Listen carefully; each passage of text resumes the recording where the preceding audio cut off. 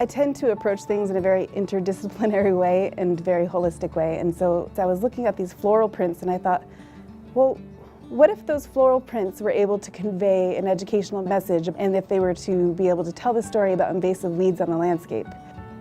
The idea of taking a message and putting it onto a bandana to be able to convey to public is not a new concept. This was the first set focusing on invasive weeds, but in World War I, they would print first aid information onto bandanas and then send the bandanas with soldiers out into the field as a tool for them to be able to engage with information after their training.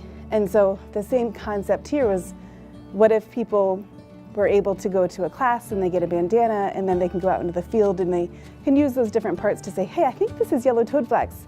What did she say? How was I supposed to identify it? I'm going to use this as a tool in addition to the University of Idaho Extension Noxious weed publication. And it was just a fun way to get people involved and excited. And I met university instructor Lori Wall. We hatched out this idea that we would do a project with her students in a portfolio development class. And I brought in the Valley County Weed Superintendent as well as Valley Soil and Water as the local committee to be able to help inform what those designs would look like. We essentially randomly assigned 3 weeds to 3 different project groups. So now we have patterns to be able to tell a local story about how people can know it, show it to others, and then slow the spread of invasive weeds.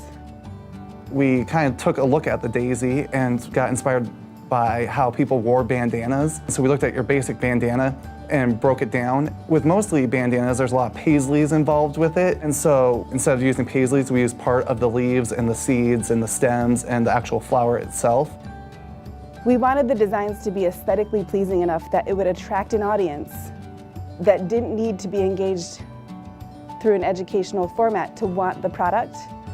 But however, once they were there and they were interacting with the product, because of its aesthetic beauty, on the hang tag they would say, oh, this is a meaningful product and this is a deeper message behind it.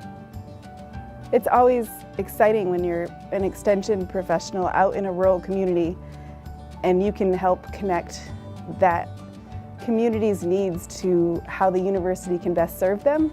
And so for me as a professional, I like making that connection to campus and making that student learning really have a deeper impact to affecting a rural community in Idaho.